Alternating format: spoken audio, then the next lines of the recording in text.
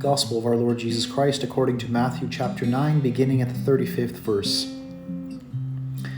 Jesus went around to all the towns and villages, teaching in their synagogues, proclaiming the gospel of the kingdom, and curing every disease and illness. At the sight of the crowds, his heart was moved with pity for them, because they were troubled and abandoned, like sheep without a shepherd. Then he said to his disciples, "The harvest is abundant, but the laborers are few.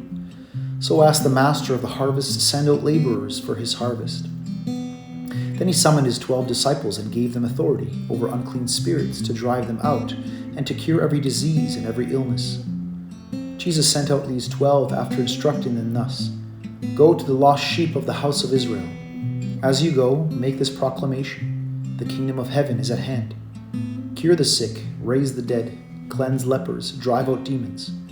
Without cost you have received. Without cost, you are to give."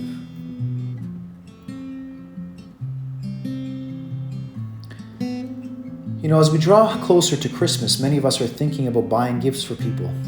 It is a season of gift giving. We give gifts to others and we receive gifts from others. A gift doesn't have to be expensive to convey appreciation and regard.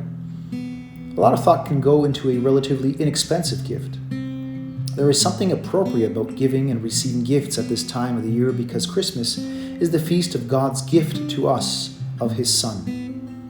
St. John puts it very simply in his Gospel. God loved the world so much that he gave his only Son. At Christmas, we celebrate and give thanks for the most precious gift that God could have given us, the gift of his Son. At the end of today's Gospel reading, Jesus declares to his disciples, "You receive without charge." Jesus was God's free gift to us. St. Paul in his letter to the Romans speaks of the grace of God and the free gift of the one man, Jesus Christ. St. Paul is reminding us that we have been greatly graced by God through this gift of his Son.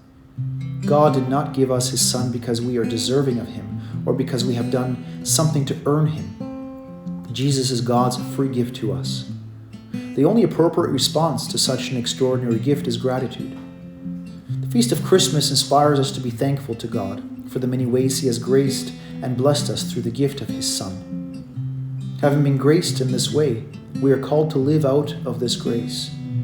As Jesus says at the Gospel reading, "Give without charge. Give to each other as you have received from God." We are to give the Lord to each other by giving expression in our lives to his gracious and compassionate love.